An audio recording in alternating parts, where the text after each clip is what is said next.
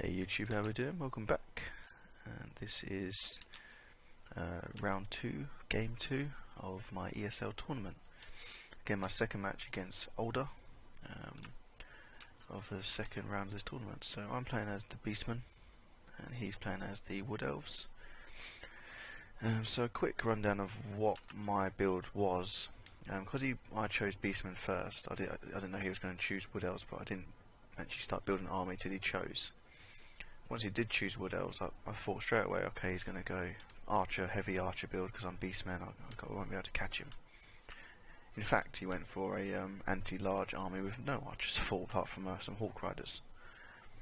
So this actually was terrible for me. As soon as I saw his army build, I was just like, oh, for God's sake. I didn't have much hopes for me to win, I'm afraid. The reason for that is because I went for 4 Bestigor herds, a Bray Shaman, Ungor Raiders, and a Gorbel, and I've got Morgor of the Shadow Gave. The idea of this army, sort of, you charge into the infantry at the front, and then I've also got 4 units of cavalry back here. So yeah, you tie up the infantry at the front, and then I send my cavalry round the back and decimate their archers. Right. Solid tactic. It's worked for me in the past. I've used it many times, and it always seems to work. But this guy, he just completely threw me. You know, like no archers with Wood Elves. It's not heard of. I don't think I've ever seen this build before. Basically, he's got 6 spear units, 3 Eternal Guards with shields, and 3 normal Eternal Guards. He's then got 2 Dryads, I believe it is. Yep, 2 Dryads. He's got a Glade Lord. He's got the Wild Riders off in the flanks. He's got a unit of Hawk Riders, and another Wild Rider over there.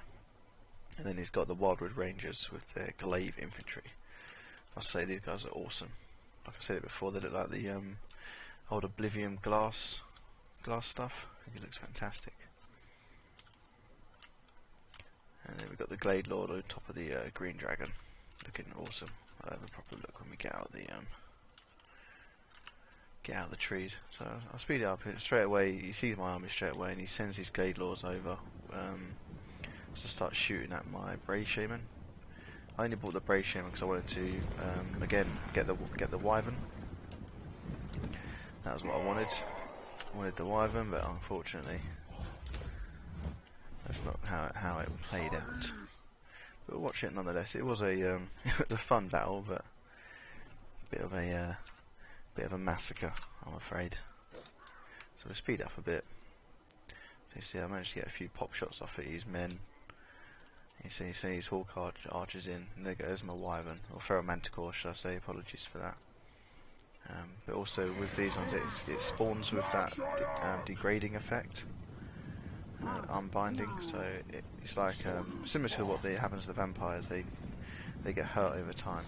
I'm not sure what I was doing, I sent it to the Hawk Riders for some reason. But now the dragon. But I don't think a Feral Manticore is going to do great against a dragon. So I'm sending my cavalry in behind.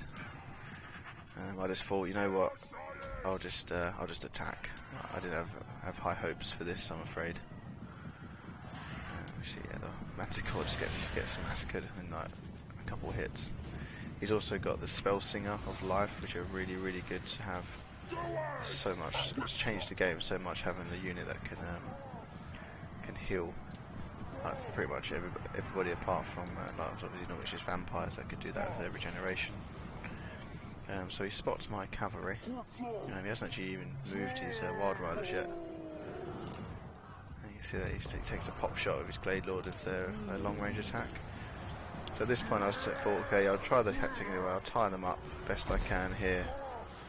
You can see one of my units has already been dropped, and he hasn't even committed 2 of his units yet, 3 of his units. So what I was going to do, I was going to try and get sort of behind into these. So these get a nice little charge here. We'll have a watch here. These guys coming in.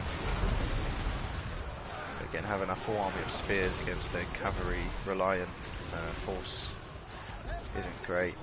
So here I sort of tried to get round him. Elves are quite fast, and they do close down units quite well. So I charged in here to try and keep my Gorbel alive a bit longer. I missed microed over here. I was going to get these guys to come in behind, and this guy was going to go around here. I don't think it kind of worked that way. I think I misclicked and actually charged them. I was like, whoops. You see these guys now going to the back of these guys. I'm trying to make like a little sandwich. But again, cause if it was anything but spears, it would have been okay, but unfortunately not. And then they get the Hawk Riders coming in, and it's just a absolute massacre. So we'll just sit here now. This is pretty much the entirety of the battle now. So you got the spawn some chaos spawn. This is one of the Shadow Gave's abilities. They can spawn chaos spawn once they reach 20% damage, I think. And there, here come the wild hunt riders, just trotting along. And I got the curse of Anaheim, just 25 speed and accuracy, but obviously he doesn't really have any range units, so it didn't really matter. That's cool. So, yeah, I don't. This is an amazing build. I might have to use this as well if I come up against a Beastmen and players. Wood Elves. Like basically, like after the conversation we had at the end, he was like, "Yeah, I went anti-large because he thought I was going to bring like Cygors and some bigger units like the Minotaurs." He was like, "Yeah." So either way, I would have lost. Cause like, that was my second thought, to go like big hitting units and just hope for the best, but. No, hats off to Aldo. It was a good fight, good 2 fights. So that was the best out of 3. So after the 2 wins, that was it. I didn't play any more games, and I appreciate the tips and the tips he gave me against my next couple games. He knows them through playing before. It turns out the table I'm in is quite a tough one according to him. It says they're all like veterans of past tournaments and stuff, so we'll see what the other games look like, shall we? But yeah, so that's this week's ESL tournament done.